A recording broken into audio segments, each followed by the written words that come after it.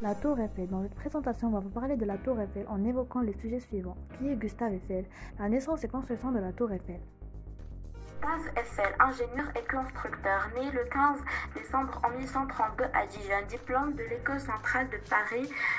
Son exceptionnelle carrière est marquée en 1876 par la construction du viaduc Maria Pia sur le Douro au Portugal, puis par celle du Garabit en 1884, ainsi que par la gare du Budapest en Hongrie et du Crédit Lyonnais à Paris, et surtout par la structure de la Statue de la Liberté, avant de culminer avec la Tour Eiffel. Naissance et construction de la Tour Eiffel. L'exposition universelle de 1889, date qui marque le centenaire de la Révolution française, qu'un grand concours est lancé dans le journal officiel. Paris étudia la possibilité d'élever sur le champ de Mars une tour de fer à base carrée de 125 mètres de côté et de 300 mètres de hauteur. Choisi parmi 107 projets, c'est celui de Gustave Eiffel et ses collaborateurs qui est retenu.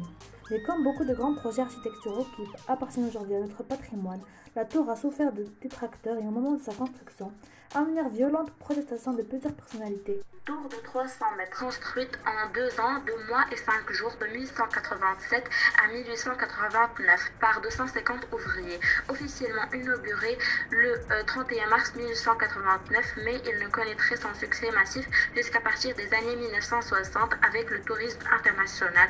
Pendant sa construction, il y a eu un mort, un ouvrier italien qui est tombé du premier étage après la fin de la construction. Accueille plus de 6 millions de visiteurs chaque année et sa taille et sa silhouette exceptionnelle en fait un emblème de Paris.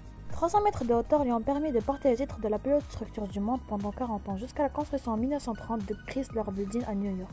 C'est un monument historique depuis le 24 juin 1964, inscrit au patrimoine mondial de l'UNESCO depuis 1991, en compagnie des autres monuments parisiens. Actuellement est exploité par la Société d'exploration de la Tour Eiffel, CETE. Le passé, elle a été utilisé pour de nombreuses expériences scientifiques et sert aujourd'hui d'émetteur de programmes radiophoniques et télévisés.